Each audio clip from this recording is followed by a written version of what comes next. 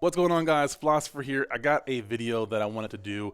I've been very fascinated by debates and interviews, and specifically what makes a bad debate, what makes a good debate or interview, and why. I've noticed that a lot of media has been very, very biased over the years, and I don't want to just dogpile in on either type of media in terms of affiliation, bias, whatever. I want to just point out what makes bad interviews. And I want to use people that I don't necessarily hate per se, but just have a bad habit of doing this. And even also having guests in the show that I don't necessarily always agree with, but is a clear indicator that they're doing some kind of tactic. I think Tucker Carlson is a great person to look at because he has so many clips of him doing this that if you have any faculties of your own to think for yourself, you can see what he's doing, you can see the tactics. But if you don't, I'm not trying to insult you. If you're a fan of Tucker Carlson, I'm just trying to point out the fact that he's doing some really shady stuff to make himself and his worldview look a lot better. So we're going to look at this video. It's about 9 minutes long. He's interviewing Bill Nye on climate change or global warming, whatever you want to call it.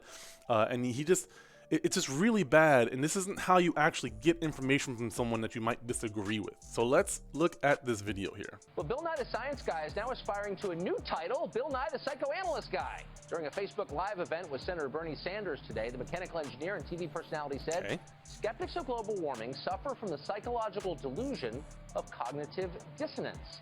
It's a slight bump up from last year when he was open to the idea of imprisoning skeptics, global warming, as war criminals.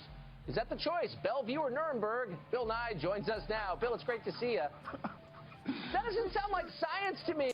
See, I like Bill Nye because he's pretty genuine about his emotions, and some people don't like that, even though Republicans or conservatives tend to like that when it's people they agree with, whatever. I find it funny because he knows what Tucker Carlson, he's already setting the stage of how to look at this person. So before he even gets a word in edgewise, he's already painted this picture that you have this, this fake scientist who's also trying to get into psychoanalyzing by talking about cognitive dissonance, and as if this guy doesn't have access to other experts in that field. So it's just you're already planting the seed to your listeners that this guy is kind of a charlatan without really necessarily saying that, right? It's like you're giving them enough information to make them be able to think that they're thinking for themselves without them knowing that you're actually just planting that seed. And that's really, really dirty to do. And that's why I believe Bill Nye is laughing at this, because he already knows. He knew getting into this that this was going to be like a crappy exchange, but he wanted to take this opportunity to try to reach as many people as possible, which is just kind of a frustrating cycle that just keeps on happening, where these people have something to say and they're desperate enough or eager enough to take these interviews with people who are clearly going to try to trap them and make them look like idiots. Hey, Bill Nye the Science Guy. That sounds like something very different. So cognitive dissonance is not a delusion, it's a feature, it's human nature. So we in the science community are looking for an explanation why climate change deniers, or extreme skeptics, do not accept the overwhelming scientific evidence for climate change. And the most reasonable explanation is you have a worldview, and then you have evidence, and the evidence disagrees with your worldview, so you deny the evidence, and then along with that, you deny the authorities that are providing the evidence. Now, if you have a better hypothesis for why climate deniers deny the overwhelming scientific evidence, bring it on. It's not a delusion. It's just like the fox and the grapes. Well, he can't reach the grapes, so he says the grapes are no good. Look, people do come to every debate with preconceptions, and you're right about that, of course. But the essence of science is extreme skepticism. We always ought to be asking ourselves, is my hypothesis true? I'm a member of both skeptic organizations, Mr. Carlson, and this is climate change denial is denial. The evidence is overwhelming. Don't get me wrong. I love. Yeah, I feel like he's trying to mix two things together here. Skepticism is perfectly fine. I'm not saying that it's not. I still question things that I necessarily do believe in. I still question what's in a vaccine, even though I'm probably going to take one. I still question how gravity works or how astrophysics works, even though I'm not an expert in it. But I still ask questions about maybe it doesn't work this way. Maybe it works in a different kind of way. But I'm not saying that gravity doesn't exist. I'm not saying that vaccines are going to kill me or something crazy. I'm just skeptical of trying to figure it out based on what the current science is saying about it right now, while still also asking questions about what is possible, what isn't possible, like what may be wrong, what might be right. But what he's saying is just clear out denial, not skepticism. There's a clear difference there, and he's trying to blur that line. I don't know if he realizes he's doing that, but that's what he's doing, and that's not good. Love you as a person more than life itself, but the evidence for climate change is overwhelming. So we are looking for an explanation of why you guys are having so much trouble with it. So down, before the name calling begins, and before you try to end the conversation, let's start it by asking what exactly you mean. Now, I think most people are open to the idea that the climate is changing. It has always changed, by the way, as you know. It's the rate, Mr. Carlson. It's the rate that's such a concern. The core question, from what I can tell, is why the change? Is it part of the endless cycle of climate change, or is human activity causing it? That seems to be the debate to me, and it seems an open question, not a settled question, to what degree human activity is causing that. Is that not an open question? It's not an open question. It's a settled question. Human activity is causing climate change. To what degree? To a degree that it's a very serious problem in the next few decades. Wait, stop. Wait, no, you said it's a settled point, and I'm... So right there, he's already answering the question, but Tucker Carlson is kind of coming at him as if he's not answering the question, as if he's dodging the question when he's saying, wait, stop. Like he's already in the process of answering and elaborating on the question that he asked. And then Tucker Carlson is kind of trying to add on to the question in real time as he's answering the question. Which is, it's kind of hard to just keep on doing that when you're answering a question. That's a loaded question that it requires a lot of science to explain, and someone like Bill Nye probably has a lot to say on just that question alone before you start piling on more questions. If you're one of those people that you ask a question and then when someone's in the process of answering the question and you hear something that you don't like, shut up and just listen to them answer the question before you just start dogpiling more questions on top of what they're already answering, because that's actually very overwhelming for one, and it's also very frustrating and makes people not want to answer you.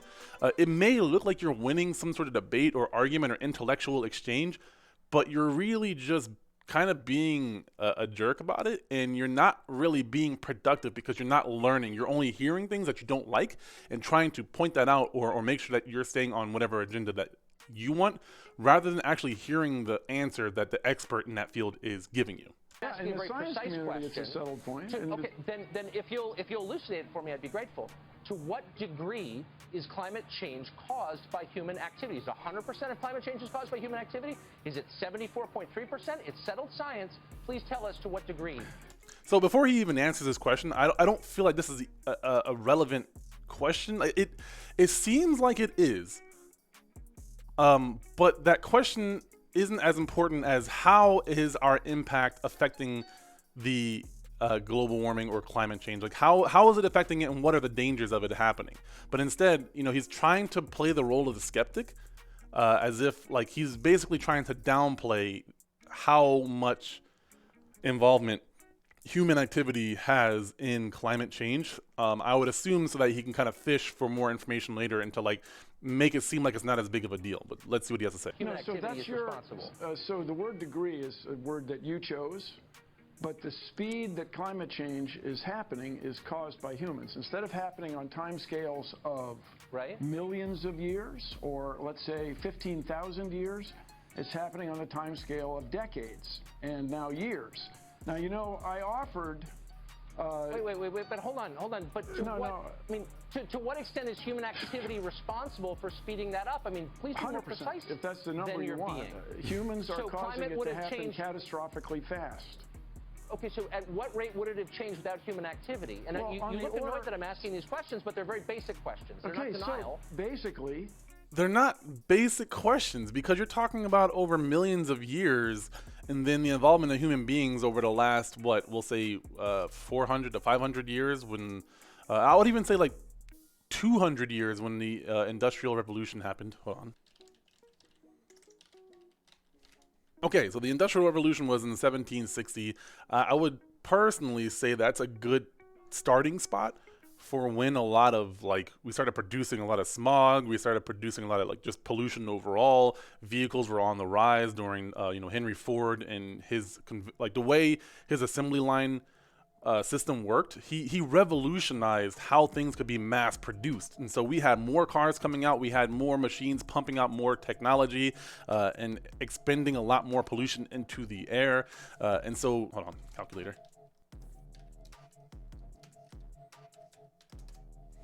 we'll say about 250 years ago, 260 years ago. That's when this all really, in my opinion, kicked off. You could argue it one way or the other, but I know for sure during the Industrial Revolution, we started producing a lot more stuff, at least here in America, and then that caught on in other countries as well. Japan got really good at that. You know, India also has a lot of smog as well.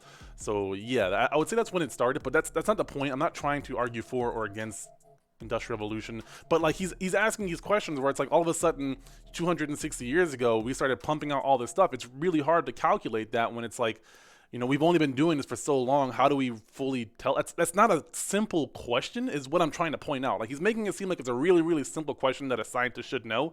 But there's so many factors that are involved when you count the different countries, the different states within a country, you know, different regions producing more smog, or maybe like there's a certain pocket of area that might have, you know, maybe more humidity might cause smog to be more catastrophic in that area. So it's not a simple question, and he's playing it off as if it's a simple question because it sounds like a simple question. So that's very, very shady in my opinion.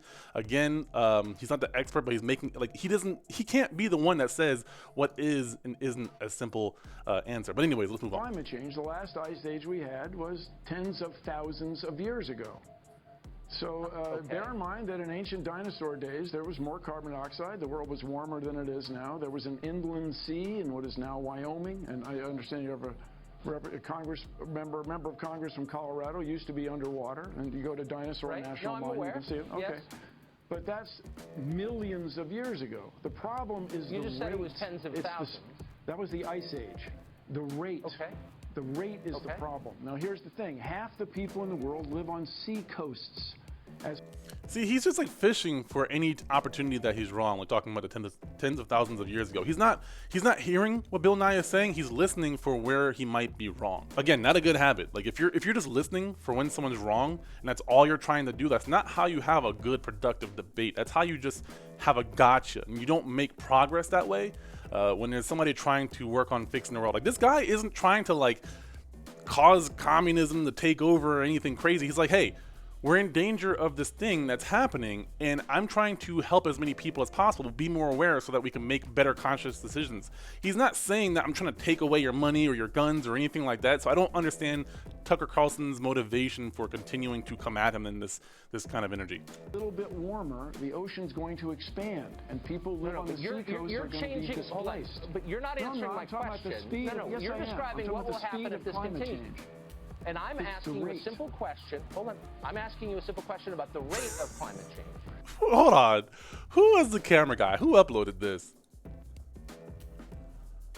Wow. Fox News. Wow, you're shady. You actually like zoomed in on his facial expression like that. Okay.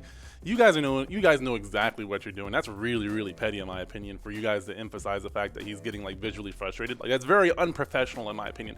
Hilarious, but you're not a amateur YouTuber. You're one of the biggest news stations, media outlets in the world. So I think that's incredibly shady, incredibly immature. It has accelerated because of human activity. So funny. I'm asking the you word very accelerated simply, is an understatement. Okay, it's happening extraordinarily I'm asking you a simple fast. question. You're and not. Because the science is settled, I hope you can answer it in simple terms, which is, without human activity, how long would it have taken for us to reach this level? So he never acknowledged the answering of the last question, and now he's changing his question without ever actually adding a follow-up to the answer that Bill Nye gave him. Rather than actually acknowledging it, he's not satisfied with that answer, so now he's pivoting to a different question that's slightly different, but still kind of the same, basically saying, like, how much involvement did human beings have in this? So before he was asking, like, at what rate is it increasing, and now he's asking what would it have been like if we didn't get involved. Those are two entirely different questions, and he never acknowledged that he got the answer to the first question before moving on to this next question, and he's making it seem like Bill Nye is a guy that's not answering the question. So again, like, this is very, very like underhanded tactics. Bill Nye is incredibly aware of this. That's why he's getting kind of frustrated, because he's not having a real conversation. It's like he's in this alternate universe where he's answering questions and giving valid responses, but the guy that's interviewing him is not satisfied and continuing to change the topic as if Bill Nye is doing something wrong and attacking him. And what's crazy though is Tucker Carlson is trying to simultaneously make it seem like Bill Nye is the crazy one. by like and continuing to interrupt him because he's not satisfied with the answer, continuing to like change the answer or change the question because like what he's hearing doesn't meet his agenda, or I don't know what his motivation is. I can't assume, but there's clearly like you can see him shifting that question without ever acknowledging that he got answers to his previous questions. Of warmth in our climate. It's not clear that it would have happened. In other words, humans have changed the climate so drastically. Also, just quick note, look at his facial expressions. He has like this lost puppy expression as if he's like genuinely curious while also kind of like while looking very skeptical. It's hard to articulate it, and I don't want to be too insulting, you know, because I don't like the guy, so I'm biased against him, but I'm trying to forego my bias and actually pay attention. But he has this constant expression of like lost puppy, curious about what this guy is saying. So it's like he's trying to disarm people with his facial expression, like his listeners, by looking like he's genuinely curious, but then he kind of shifts to a more attacking when he starts to like not hear the answers that he likes. That we almost certainly avoided another ice age. There would have been another ice age. Ain't gonna happen because of you and me. So the sooner we get to work on this problem, the problem. When would it have happened? When would the next ice age have happened? Yeah. Is that your question? Without human activity, what would the process look? Here's the point that I hope our viewers can understand. So I think at this point, Tucker Carlson realized how stupid of a question he asked. He was asking when's the next ice age going to be. Like, that question isn't relevant to the issues of what they're talking about with climate change. That's the exact opposite of the concerns that people in climate change happen, where it's like the ice caps are melting, we're going to have flooding, there's going to be certain areas where like also the thinning of our ozone, where sun does more damage to us. There's a lot of concerns that question has nothing to do with the concerns of what someone's worried about with climate change. Understand, I'm not in any way denying that the climate is changing. I'm utterly open to the possibility that the change is caused by... Here he's making an appeal to that he's genuinely trying to just do what's best for his listeners, rather than actually like say that he's just being a skeptic and for being a denier for the sake of being a denier. But yeah, I think that statement that he's making right now, that Tucker Carlson is making right now, is going to help his listeners be like, okay, he is open-minded, but he's just trying, you know, he's in our best interest. By man's activity. I'm merely calling into question your claim that all of this is settled, that we know precisely what is happening and why, and that anyone who asks pointed questions about it is a denier and ought to be imprisoned or shouted off the stage. No, that was your word. That's you guys. That's not my claim, and I really would you like me to read your quote that people who disagree with you ought to potentially go to jail? You said that. Okay. And I'm just saying, I'm not sure that's exactly what I baked said, into Mr. Carlson. science? We can talk about that shortly, but is it appropriate to jail the guys from Enron? Was it appropriate to jail the people in the cigarette industry who promised it wasn't addictive? So I want to do a quick fact check on that, because it seems like Tucker Carlson again is doing some underhanded stuff, because from what he is reading off of I'm guessing their tweets or something, those sound like legitimate questions. The climate deniers, his word, and energy CEOs belong at The Hague with 3 square meals and a cot with all the other war criminals. What is your thought on that? And do you think some of the rhetoric on your side, as I'm sure both sides, but some of the rhetoric on your side gets too carried away? I mean, what's your thought on jailing skeptics as war criminals? Well, we'll see what happens. Was it appropriate to jail the guys from Enron? Interesting. Okay, right. So we'll see what happens.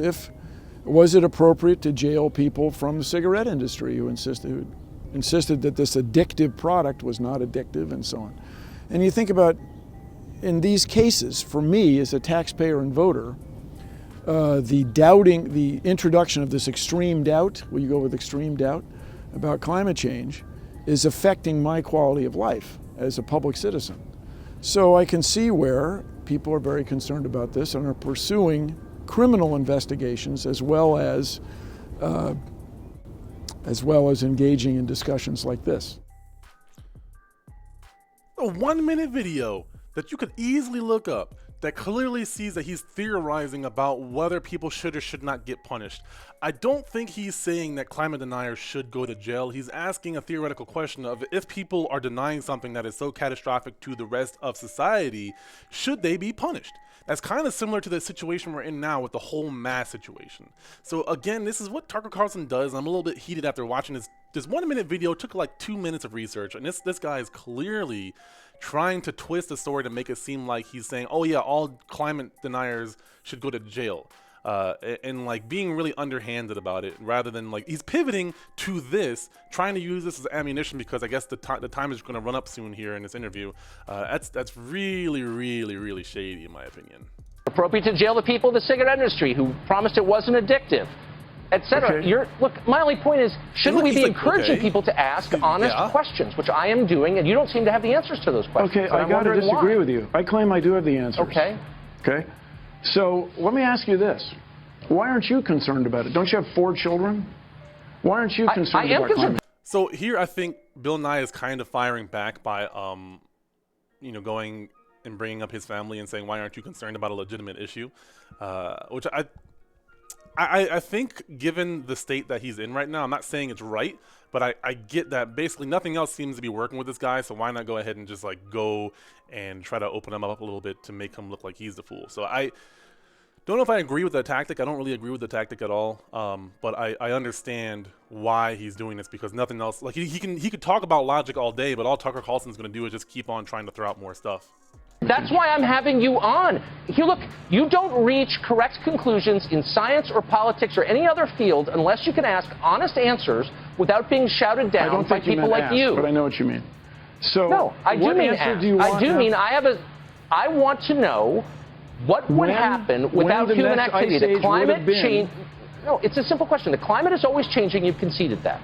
You're saying that human activity has increased the question. The climate is always changing. You've conceded that. He never conceded that. He never said that. Like that's a very broad statement that like you can't really refute. The climate is always changing. Like, yeah, I mean the seasons change and stuff like that.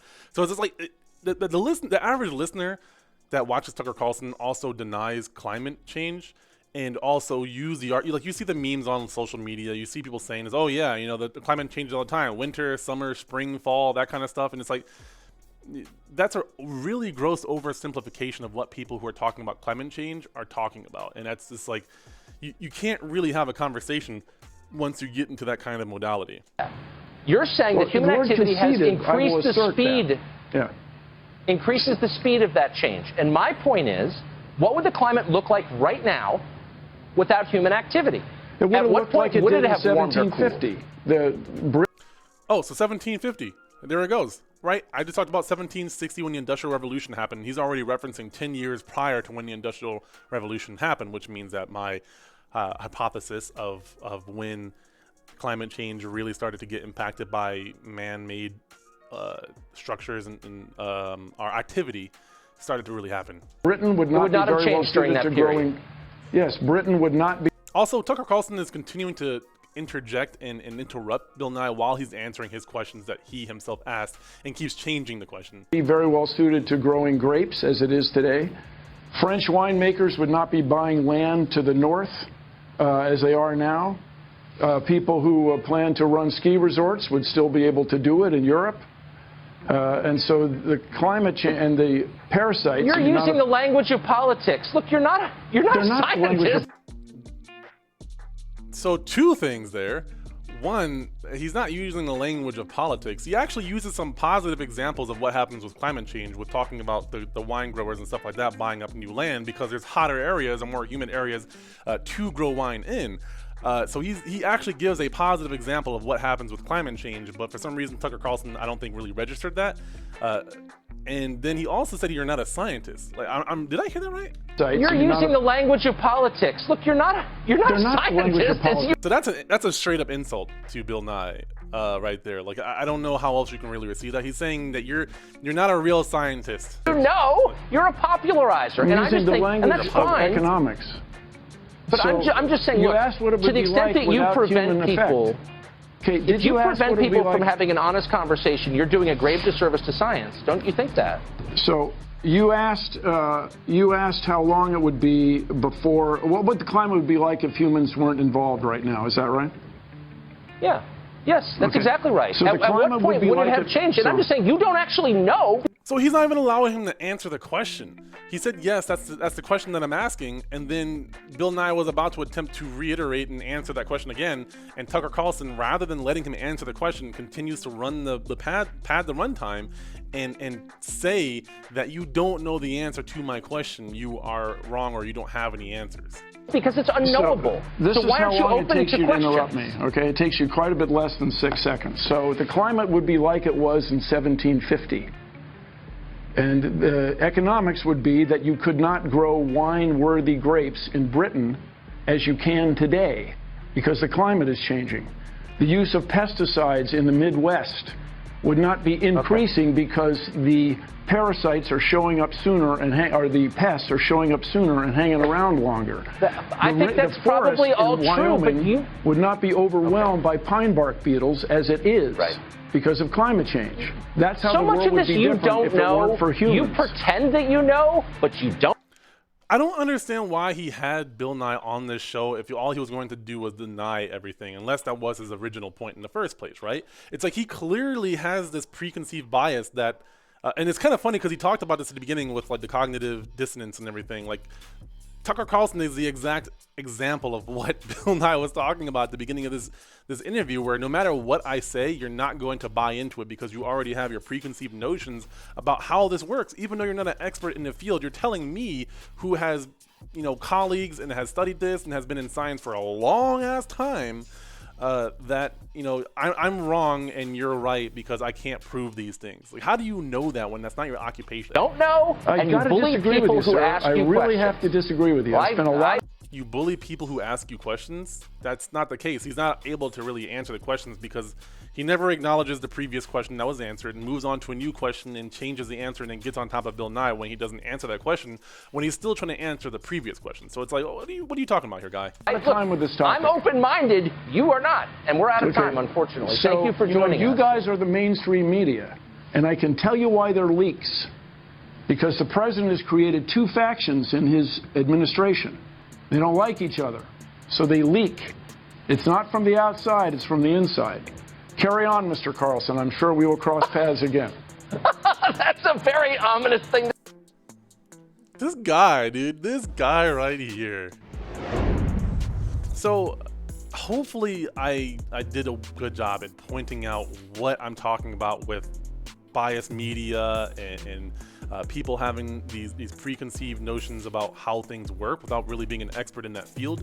It's incredibly concerning. I did a podcast talking about this with my guest, some guy. We really went in depth with this, and I have a couple more episodes coming out here soon if they're not already out. I'll put links in the description. But yeah, let me know what you guys think about this. I really find this kind of behavior concerning. It's not just conservative media that does it. It's just so much easier to find it because a lot of times they're denying science, and so it's a lot less logical, whereas more liberal, left-leaning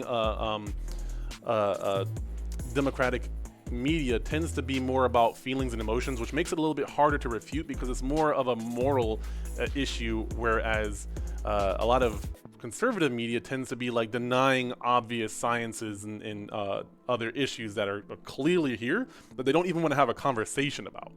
So it's just easier to pick on them because they kind of just make themselves look really stupid if you actually know a little bit about what's being talked about. So that said, I'm going to get on out of here. Hopefully this was entertaining for you guys. I know it's not been a lot of gaming content. I am working on some projects on the side to really help for people who want to get some more of the gaming content from me. But this is such an important issue that's so prevalent right now. It's hard for me to not talk about that because it seems like no one else is doing it, and if no one else is going to do it, then I will. So thank you guys so much, and I will see you all in the next one.